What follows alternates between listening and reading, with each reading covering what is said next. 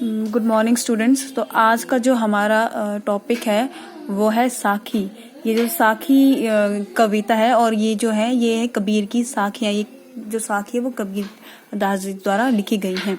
तो आज इसमें हम फर्स्ट साखी पढ़ेंगे। ऐसी बाणी बोलिए मन का आपा खोए, अपना तन शीतल करे औरन के सुख होए। तो इसमें जो वो पहले मैं आपको इसके शब्दत बता देती हूँ। वाणी का अर्थ होता है बोली। आपा का अर्थ होता है, इसमें ये आपा दिया है, इसका अर्थ होता है अहंकार। नेक्स्ट है इसमें खोई। खोई का अर्थ होगा त्याग करना। शीतल, शीतल का अर्थ होगा ठंडा। औरन, औरन का अर्थ है दूसरों को। और होई का अर्थ होगा होना। एक बार फिर पढ़ती हूँ कि ऐसी वाणी बोलिए मन का आपा खोई,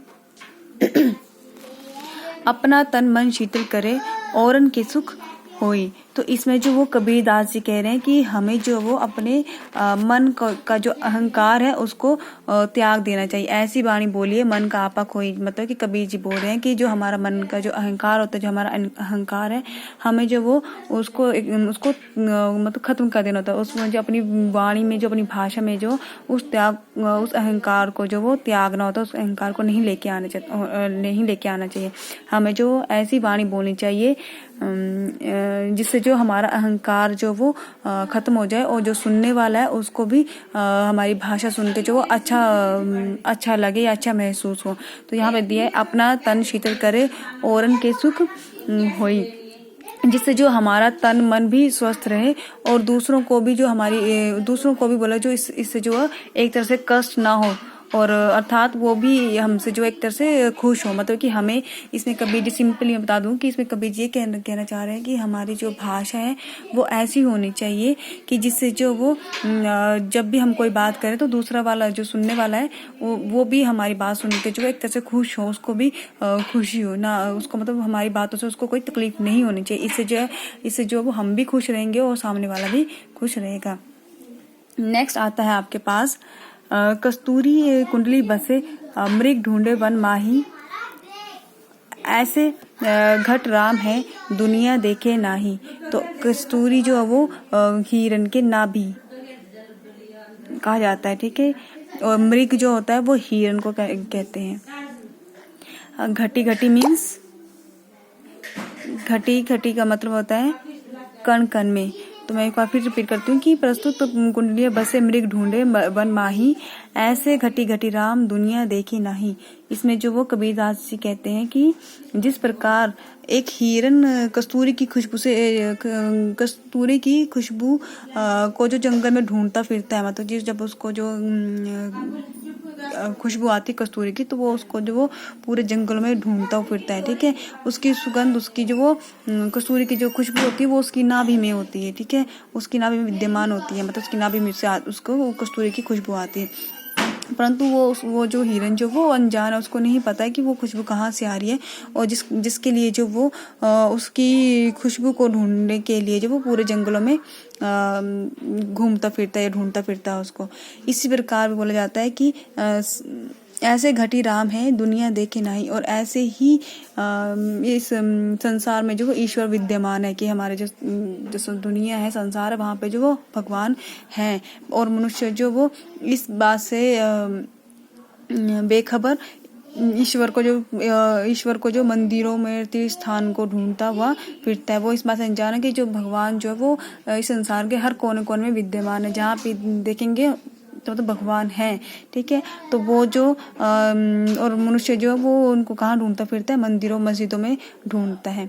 इसमें जो कबीर जी कहते हैं कि अगर ईश्वर को ढूंढना है तो वो अपने मन में ढूंढो, क्योंकि ईश्वर जो वो हमारे अंदर, हमारे मन में ही विद्यमान है। नेक्स्ट आएगा आपके पास, जब मैं था तब हरि नहीं, अब हरि है मैं नहीं, सब अंधियारा मिटी गया, दीपक देखा माही। इसमें जो मैं है वो है अहंकार, इसका अर्थ होगा अहंकार।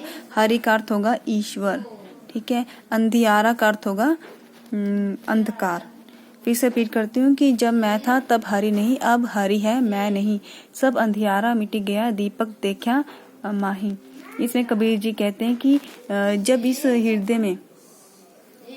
हृदय में बोलने का मतलब कि हमारे मन में या हमारे हृदय में जो वो अहंकार भरा होता है, ठीक है, तब जो वो हमें इस दुनिया में जो वो कुछ भी मतलब ऐसे भगवान दिखाई नहीं देते हैं, एक तरह से कि हमें ईश्वर या परमेश्वर का वास नहीं होता है हमारे, जब तक हमारे अंदर में अहंकार होता है या मैं की भावना होती है, ठीक है। परंतु जब हृदय में वो अहंकार नहीं रहता और हम जो वो तब जो वो पूरी प्रभु की व्यक्ति में लीन हो जाते हैं, ठीक है। बोले को तो कि जब परमेश्वर और जब हमारे मन में जो वो उस ईश्वर के नाम का दीपक जलता है, जब हमारे मन में वो भक्ति जागती ईश्वर के प्रति, तो जो हमारे मन का जो अंधकार होता है, जो अज्ञान होता है, जो अहंकार होता है, वो सारा जो वो एक तरह से खत्म हो जाता है। नेक्स्ट आ गया सुखिया सब संसार है, खाए अरु सोवे, दुखिया दास कबीर है, जागू अरु रोवे। इसमें सुखिया का अर्थ होगा सुखी, तो आरु का जो अर्थ होगा वो होगा ज्ञान रूपी अंधकार, सोवे मतलब सोए हुए। नेक्स्ट आएगा दुखिया, दुखिया का अर्थ होगा दुखी, रोवे का अर्थ होगा रोए हुए। तो एक बार मैं फिर से इसको रीड कर देती हूँ कि दुखिया सब संसार है, अरु सोवे, दुखिया दास कबीर है, जागे अरु रोवे। सुखिया सब संसार है, खाए अरु सोवे, कबीर जिसमें कहते हैं कि संसार के लोग जो वो अज्ञान रूपी अंधकार में डूबे हो, मतलब कि संसार में जितने भी लोग हैं वो कि अज्ञान का अंधकार में जो वो डूबे हुए हैं, ठीक है, और उनको जो मतलब अपनी मृत्यु से का भी कोई भय नहीं है, ठीक है, कि अपनी मृत्यु से भी वो एक तरह से अनजान होके मतलब सोए हुए हैं। दुखिया दास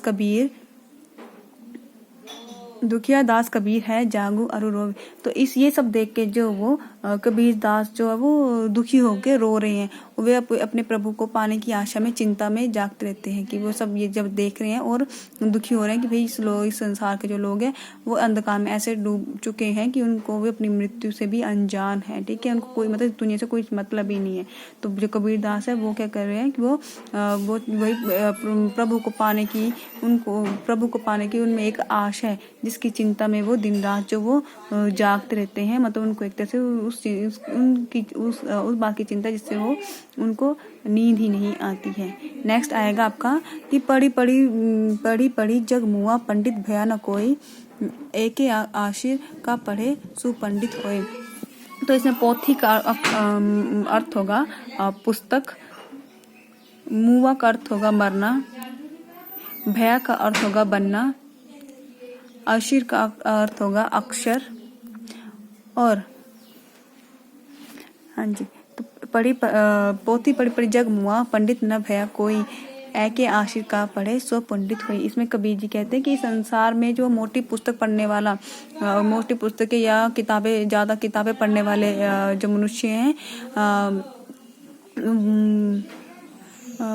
क्या था पर इसमें कबीरदास जी ने कहा है कि जो भी इस संसार के जो लोग हैं जो कि मोटी मोटी पुस्तकें पढ़ते हैं, ठीक है, पढ़कर भी बोला कि मनुष्य जो मर गए हैं, ठीक है, पढ़ के वो मर चुके हैं, परंतु कोई भी मनुष्य जो पंडित नहीं बन सका, मतलब कोई भी मनुष्य जो वो ज्ञानी नहीं बन सकता। मतलब है कि भाई दिन रात ऐसे लोग हैं जो किताबें को पढ़ते रहते हैं, ठीक है, लेकिन उनको जो वो किताबी ज्ञान के अलावा और कोई ज्ञान नहीं है, ठीक है। तो इसलिए उन्होंने बोला कि वही कि दिन रात किताब पढ़ने वाला जो वो तो पंडित नहीं बनता है। यदि किसी व्यक्ति ने ईश्वर का एक भी अक्षर पढ़ लिया, मतलब कि इसमें कह के एक के आशिर का पढ़े सु पंडित होवे, कि कोई ऐसा व्यक्ति जो कि ईश्वर का एक अक्षर पढ़ ले तो वो क्या होता है, वो पंडित बन जाता है। अर्थात ईश्वर प्रेम में ही ये सच है कि उससे जो वो ईश्वर का एक तरह से वास्तविक ज्ञान हो जाता है। तो आज हमने कबीर की साखियों के बारे में पढ़ा। Thank you.